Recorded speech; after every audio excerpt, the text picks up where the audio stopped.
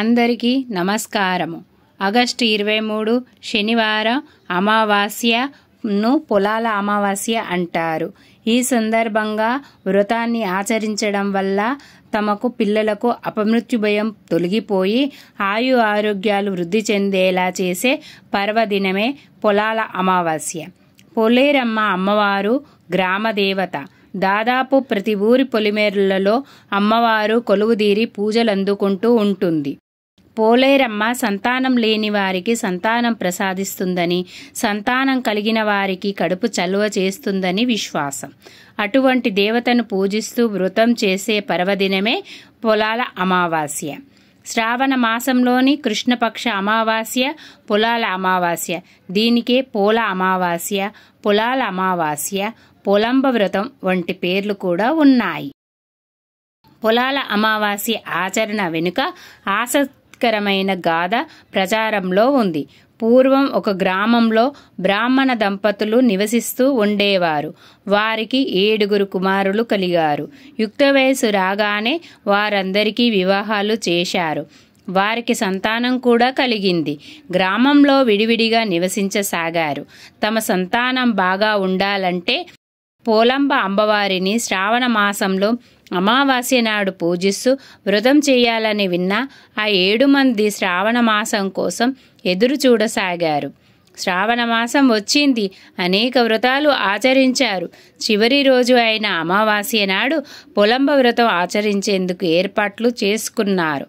అయితే వ్రతం రోజు ఉదయాన్నే 7వ కోడలి కుమారుడు మరణించాడు. అందువల్ల వ్రతం చేయలేకపోయారు. మరుసటి సంవత్సరం వ్రతం చేసేందుకు ప్రయత్నం చేశారు.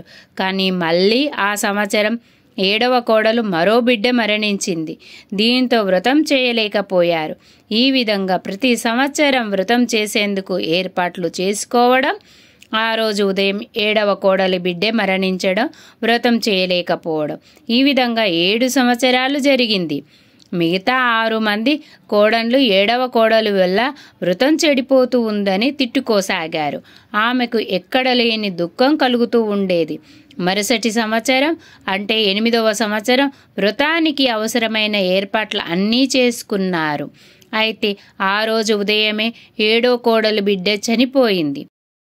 ఈ విషయం తెలిస్తే అందరూ నిందిస్తారని, వ్రతం తన వల్ల ప్రతి సంవత్సరం చెడిపోతూ ఉందని కోపడతారని భయపడ్డ ఆమె తన బిడ్డ మరణించిన విషయాన్ని బయటకు చెప్పకుండా చనిపోయిన బిడ్డ శరీరాన్ని ఇంటిలో ఉంచి తోడి కోడళ్లతో కలిసి వ్రతంలో పాల్గొంది. అందరూ ఆనందంలో వ్రతం చేస్తూ ఉన్నా తాను మాత్రం యాంత్రికంగా వ్రతంలో పాల్గొంది. రాత్రి వరకు అలాగే గడిచింది. చీకటి పడి గ్రామం సద్దుమణిగిన అనంతరం చనిపోయిన బిడ్డను భుజాన వేసుకొని గ్రామ పొలిమేరలో ఉన్న పోలేరమ్మ గుడి వద్దకు చేరుకొని గుడి ముందు తన బిడ్డ మృతదేహాన్ని ఉంచి తన పరిస్థితిని తలుచుకొని దుఃఖించసాగింది. ఇట్టి స్థితిలో పోలేరమ్మ అమ్మవారు గ్రామ సంచారం ముగించుకొని అక్కడికి చేరుకొని ఆమెను చూసి ఆ సమయంలో ఏడుస్తూ తన వద్ద కూర్చునడానికి కారణం అడిగింది. దీనితో ఆమె గత 8 సంవత్సరాలుగా జరుగుతున్నదంతా వివరించింది. వీటన్నిటిని విన్న పోలేరమ్మ అమ్మవారు కరుణించి ఆమెకు అక్షింతలు ఇచ్చి పిల్లల్ని కప్పిపెట్టిన చోట వాటిని చల్లి పిల్లలను వారి వారి పేర్లతో పిలవమని చెప్పింది. 7వ కోడలు అదే విధంగా చేసింది. ఫలితంగా చనిపోయిన పిల్లలందరూ నిద్ర నుంచి లేచి వచ్చినట్లుగా లేచి వచ్చారు. వారందరినీ తీసుకొని పోలేరమ్మ అమ్మవారికి నమస్కరించి ఇంటికి చేరుకుంది. మరునాడు ఉదయం గ్రామంలోని వారందరికీ ఈ విషయం వివరించింది. అందరూ సంతోషించారు. అంతేకాకుండా అప్పటి నుంచి అందరూ ప్రతి సంవత్సరం వ్రతం చేయడం ప్రారంభించినట్లు కథనం.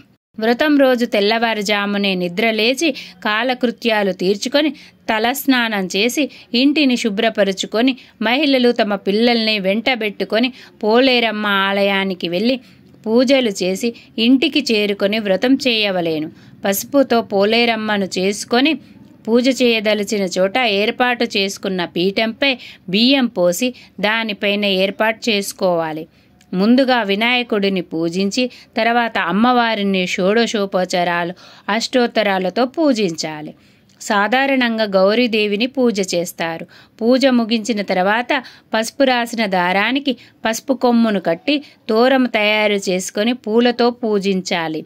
తోరమును ఒక దానిని అమ్మవారికి సమర్పించాలి. మిగతా తోరములను పిల్లల మెడలో వెయ్యాలి. తరువాత పెరుగన్నము నైవేద్యంగా సమర్పించడంతో పాటు ఆ రోజు దానిని ఆహారంగా స్వీకరించాలి. తిరిగి సాయంత్రం మరునాడు పూజ చేసి వ్రతం ముగించాలి. ఈ విధంగా వ్రతం ఆచరించడం వల్ల సంతానం లేని వారికి సంతానం కలుగుతుంది. సంతానానికి అపమృత్యు భయం తొలగిపోయి ఆరోగ్యాలు వర్ధిల్లుతాయని శాస్త్రవచనం. సర్వే జన సుఖినో భవంతు. ఈ వీడియో మీకు నచ్చినట్లయితే లైక్, షేర్, సబ్స్క్రైబ్ చేయండి. మరిన్ని వీడియోల కోసం మా ఛానల్ చూస్తూ ఉండండి.